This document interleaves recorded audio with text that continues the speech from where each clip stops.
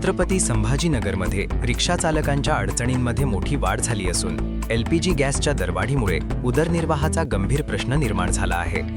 युद्धजन्य आंतरराष्ट्रीय परिस्थितीचा परिणाम म्हणून गॅसच्या दरात मोठी वाढ झाली आहे।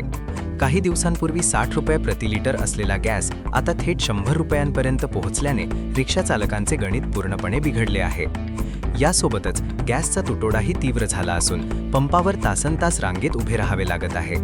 काही ठिकाणी गॅस उपलब्ध असूनही कामगार नसल्याने पंप बंद असल्याच्या घटना समोर आल्या आहेत। दरम्यान वाढत्या इंधन दरामुळे भाडेवाढ मागितल्यास प्रवाशांकडून विरोध होत असून त्यामुळे चालक आणि प्रवासी यांच्यात वाद वाढत आहेत।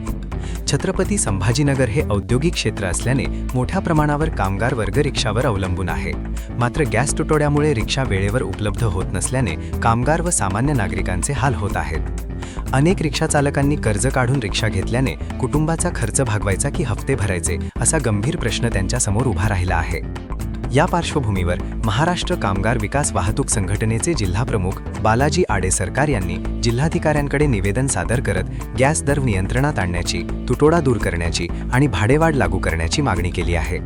आता प्रशासन या मागण्यांवर काय निर्णय घेते याकडे सर्वांचे लक्ष लागले आहे। जय महाराष्ट्र मित्र, आपल्या देशामध्ये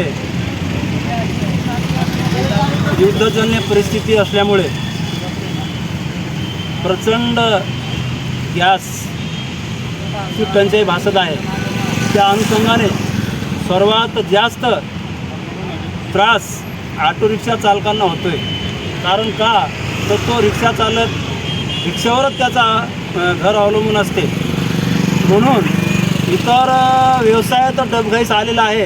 परंतु सर्वात जास्त व्यवसाय जर डबघाईस आला असेल तर लायसनधारक आणि परवानाधारक ऑटो रिक्षा चालकांचा आलेला आहे, सर्वसामान्य रिक्षा चालकांचा आलेला आहे। त्याकरिता मला एक म्हणायचं आहे की गॅस कुठं पुरवा आणि कुठं पुरवू नये हे सरकारने ठरवलं पाहिजे। परंतु सर्वसामान्य जो रिक्षा चालक आहे तुमच्या घरादारापर्यंत येतो, गल्ली बोळीमध्ये येतो आणि तुमची सेवा करतो आणि तुम्हाला सेवा देतोय। रात्र बेरात्र तुमच्या गल्लीबोळीतून, छोट्याशा गल्लीबोळीतून तुमच्या घरात, तुमच्या दरवाजापर्यंत येतो।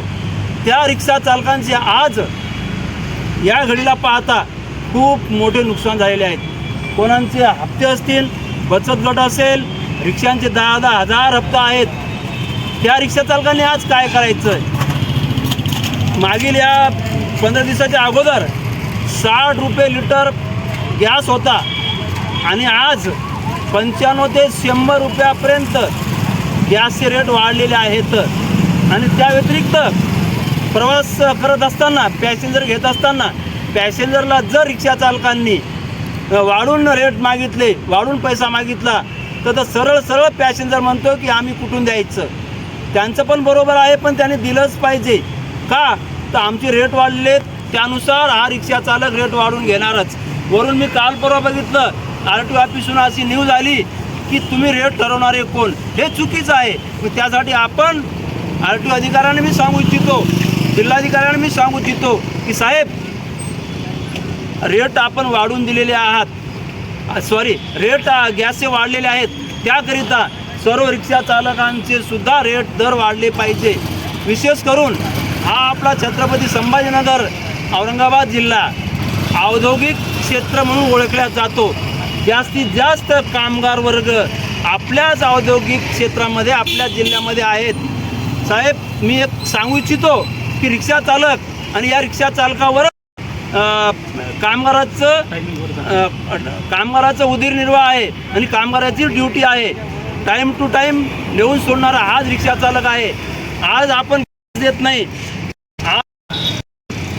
आज आपण देत नाही, तो रिक्षा चालक चालवणार नाही। रिक्षा जर बंद पडली तर ते तुमचा जो पेट्रोल आहे कंपनीचा तो सुद्धा जाणार नाही। याचा परिणाम औद्योगिक क्षेत्राला सुद्धा होईल। साहेब, माझी तुम्हाला हात जोडून विनंती आहे की कमीत कमी छत्रपती संभाजीनगर जिल्हा, औरंगाबाद जिल्ह्यामध्ये गॅसचा तुटवडा ऑटो रिक्षा चालकांना भासून ही आमची सर्व ऑटो रिक्षा चालकांची कळकळीची विनंती आहे। संध्याकाळी 7 ड्युटी काम पडतं। आमच्या लेकरं, बाळ, बायको आणि आमच्या भाड्याचे रूम आहेत। आणि कसं आहे माहिती आहे का, आमचा रूम मालक गाडीचे हप्ते हे लोक काय करतात, महिना भरला कीच पैसे मागतात आणि इथं आम्हाला 3-3, 4-4 तास गॅस पंपावर लाईन लावावं लागतं. त्याच्यामुळं आम्ही गॅस पंपावर लाईन लावायची, का पॅसेंजर भरायचे, कसं पोट भरायचं, ही आमच्या सध्या परिस्थिती चालू आहे. आमचं हेच म्हणणं आहे की सरकारनं लवकरात लवकर औरंगाबाद जिल्ह्याला गॅस पुरवठा सुरळीत करावा, एवढी विनंती आहे माझी. बस.